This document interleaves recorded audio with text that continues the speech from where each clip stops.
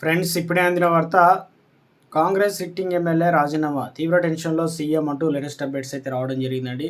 So ఆ వివరాలు ఏంటనేది వీడియోలో తెలుసుకుందాం. వీడియో చివరి వరకు చూడడానికి కంప్లీట్ ఇన్ఫర్మేషన్ అయితే అర్థమవుతుందండి.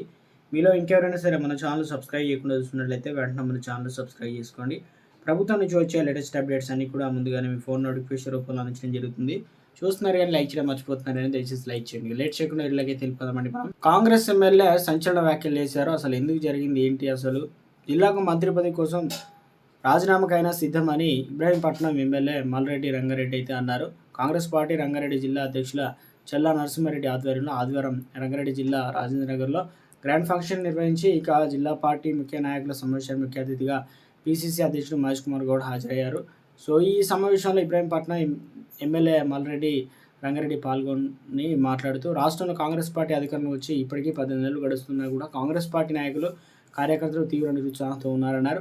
కాంగ్రెస్ పార్టీ అధికారంలోకి రావాలని ఎంతో కష్టపడి పనిచేసినటువంటి కార్యకర్తలు పార్టీ నామినేటెడ్ పదవులు రాక ఆందోళన చెందుతున్నారని తెలిపారు.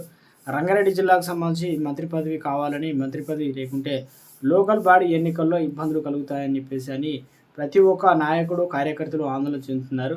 అదేవిధంగా హైదరాబాద్కు గుండెకాయ లాంటి రంగారెడ్డి జిల్లాలో ఇప్పటివరకు మంత్రి పదవి లేకపోవడం కూడా నిరుత్సాహానికి గురి చేసిందన్నారు. జిల్లాలో ఏ సమస్య ఉన్నా మంత్రికి చెప్పాలంటే మంత్రి పదవి లేదన్నారు.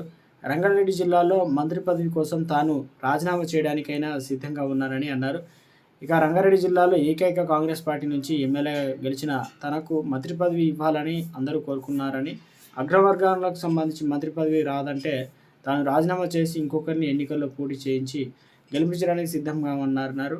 ఇక రాబోయే స్థానిక సంస్థల ఎన్నికల్లో ప్రతి ఒక్కరికి అండగా ఉండి వారి సర్పంచులుగా, ఎంపీటీసీలకు, జెడ్పీటీసీలకు గెలిపించుకోవడానికి వెన్నుదండిగా ఉండి కృషి చేస్తామన్నారు.